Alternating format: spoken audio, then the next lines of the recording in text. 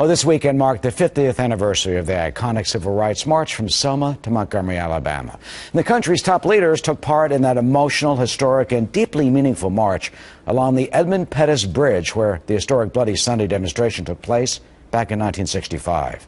You know, that's when the Alabama state troopers and others set upon and assaulted those protesters, demanding full voting rights for African Americans.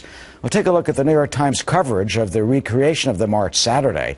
It included that front page picture of President Obama, his family, and other civil rights leaders. But guess what? The Times cropped out some other notable guests, including President George W. Bush and the former First Lady. Oversight or on purpose? Deneen Borelli, Outreach Director of FreedomWorks and Fox News contributor, and Basil Smikle joins us, President and founder of Basil Smikle Associates, adjunct professor at Columbia University and contributor for The Hill. Basil and Deneen, welcome. Deneen, I mean, you read the New York Times, you would know that former President Bush was there. Take a look. This is the front page. Look who's peeking out. Look who's peeking out behind the president.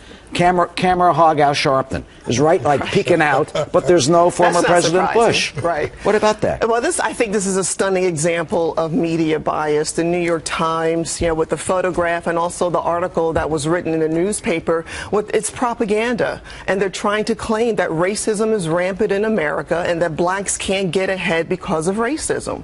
And it's an outright lie. Basil, do you think so too? First of all, the peek out by Reverend Sharpton, it was classic. I actually chuckled when I saw that. Listen, even as a Democrat, I think I would like to have seen former President Bush in the photo. I was a former advanced person for the Clinton White House, and part of, I think, the problem was the way that was staged. I think that both presidents should have been closer together, because that's what's meaningful. A black president, a white president, one from the South, one from the North, who is telling the story together with some of the people who were in the original march. Well, as a White House advanced person, wouldn't that be the job of the White House advanced people, to make sure that both presidents, you have a former chief executive is standing with the current chief executive? Well, do you think they did that on purpose? Do you think the current White House told Mr. Bush to get out of there, or didn't even say, come over here, walk with the current president? I don't know if it was so much as to say, get out of here, but it's really about framing that shot. Yeah. And it seems like what they wanted to have was the president with the current president with his family, Congressman Lewis, together.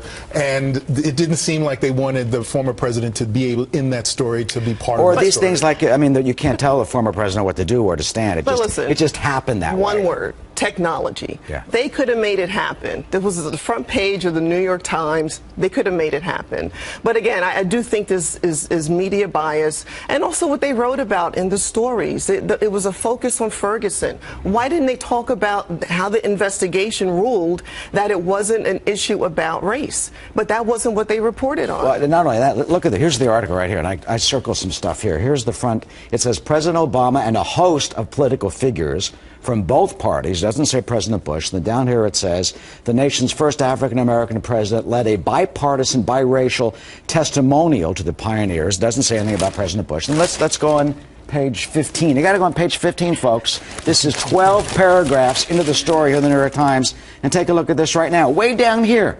Down here on the, let's have the camera come back over here. It's down here. It says on Saturday, joining Mr. Obama was former President George W. Bush. 12 paragraphs in on page 15. Of a front page story. Yeah. Right. Yeah.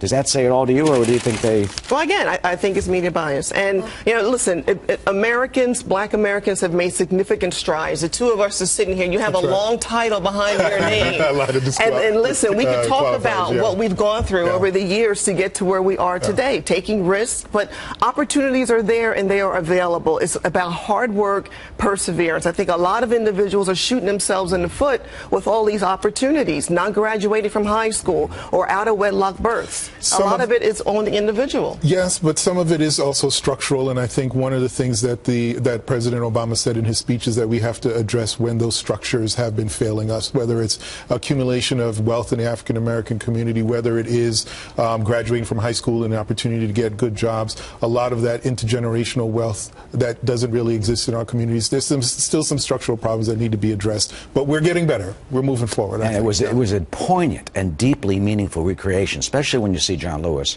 who was interviewed on Fox News Sunday. I mean, just history alive and still with us. Yeah, well, 50 years, great achievements since then, and I just think the media should do a better job of reporting the great strides that Americans have made, especially in Black Americans. Deneen and Basil, thank you so much. Thank you. Of course. Martha?